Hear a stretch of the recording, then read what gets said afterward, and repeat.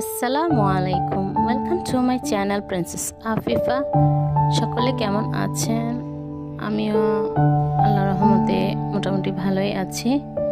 এগুলো দেখে অবশ্যই আপনারা চিনতে পেরেছেন, এগুলো কাঁঠালের বিচি। আসলে জাতীয় ফল কাঁঠাল হিসেবে এটি আসলে পারফেক্ট, এটির কোনো অংশই ফেলে দেওয়ার মতো নয়। আর অনেকখানি পুষ্টি উপাদান রয়েছে এই কাঁঠাল ফলটিতে, যেটাকে কাঁচা অবস্থায়ও খাওয়া যায়, আবার পেকে যাওয়ার পর খাওয়ার পর আবার উচ্ছিষ্ট অংশটা গরুদেরকেও খাওয়ানো হয়, তারপর আবার বিচিটাকেও রান্না করে মানুষ খেয়ে নেয়। তাই এটির কোনো কিছুই ফেলার নয়। দেখতে পাচ্ছেন আমার আম্মু একটি পাতিল নিয়েছে।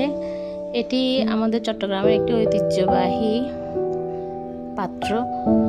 এইটি আমার দাদুর বাড়িতে প্রচুর পরিমাণে দেখেছি আমার দাদিরা ছোট ছোট মাছ পরিষ্কার করতে এবং কাঁঠালের বিচি ঘষাঘষি পরিষ্কার করার জন্য এই পাত্রটি ব্যবহার করে থাকতেন। আর এটি আমার আম্মুর কাছেও আছে। এটি দেখতে মনে হলেও নতুনের মতো, কিন্তু এটিরও কমপক্ষে না হলেও 9-10 বছর তো অবশ্যই হয়েছে। এটি অনেক পুরাতন একটি পাতিল, প্রায় 10 বছরের চাইতে বেশি হচ্ছে এই পাতিলটি। এটি আমার আম্মু যত্ন করে রাখে বিদায় এখনো পর্যন্ত নষ্ট হয়নি। এই পাতিলগুলোতে যদি কাঁঠালের বিচি বা ছোট মাছ পরিষ্কার করা হয়, ছোট মাছের আঁশগুলো খুব সুন্দরভাবে উঠে যায় পরিষ্কার হয়ে, কারণ এটির ভেতরে যে নকশাটা করা থাকে ওই নকশাটার মাধ্যমে নকশাটা অনেক ধারালো থাকে, যার কারণে ঘর্ষণের ফলে সব কিছুই পরিষ্কার হয়ে উঠে যায়। এমনকি কাঁঠাল বিচির লাল অংশটাও অনেক পরিষ্কার হয়ে যায়। আমার আম্মু চেষ্টা করছে এটার মাধ্যমে পরিষ্কার করতে, কারণ এটা দিয়ে পরিষ্কার করতে হয় আমাদের বাসায়। এটা দিয়ে পরিষ্কার করে দেখতেই পাচ্ছেন পাতিলটি অনেক পরিমাণেরই অনেক বড় পাত্র।